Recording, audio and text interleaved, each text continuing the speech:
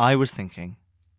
You know when you wake up on tiles and your brain tastes like Jägermeister? Well, maybe you don't if you're religious or a child or someone who's never lived, and by lived I mean lived to regret being alive. Yes, that's the hangover, and the hangover is a wonderful thing. It literally is nature's way of telling you that you've poisoned yourself, but poison ourselves we often do because hell, it's better than this shit, and as Dickie Ashcroft keeps telling me, the drugs don't work. Note to self, change phone number. So what can you do for your poor body when you wake up without the ability to recall several hours of the night before, a peculiar smell coming from your neck, and a taste all too familiar but at the same time at once disgusting in and quite possibly around your mouth? Well, for me when I'm properly hungover, I try the walls and windows to check if I'm now ethereal. And while waking up unsure of whether you're alive or not might not appeal to many who've not gone that far, I can assure you it's not that bad. Check the mirror if you still have one, and make sure you've got all your teeth and your blood vessels around your eyes haven't exploded. That's what special brew does to you.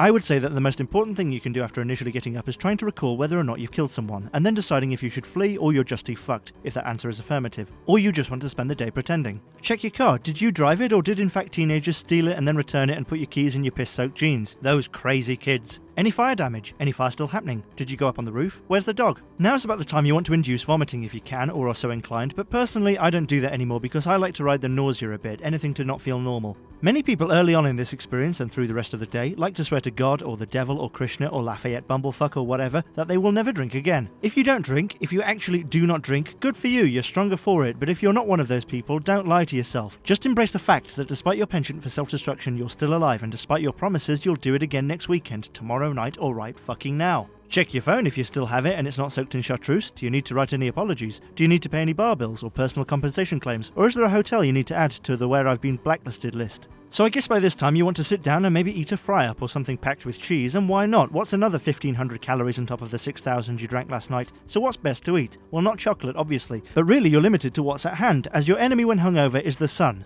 So half a vindaloo then. I mean anything at all. Dog foods, just don't go outside. You, my friend, are no longer a daywalker. Well, what about my headache, you might be saying? What about the pain in my liver, the blurred vision, the shooting pain in my legs? All part of the experience, amigo. Alcohol makes you appreciate the effects of... what's the word for not being drunk?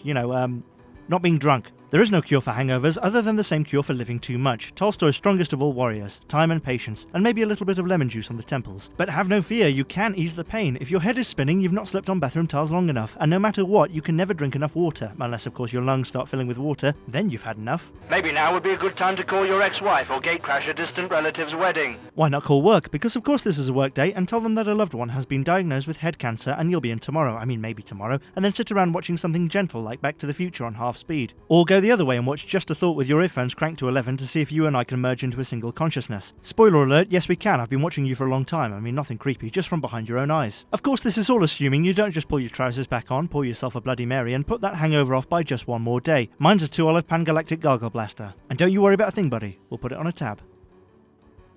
Just a thought. Of course I do hear breathing pure oxygen for a while helps things, but you might die.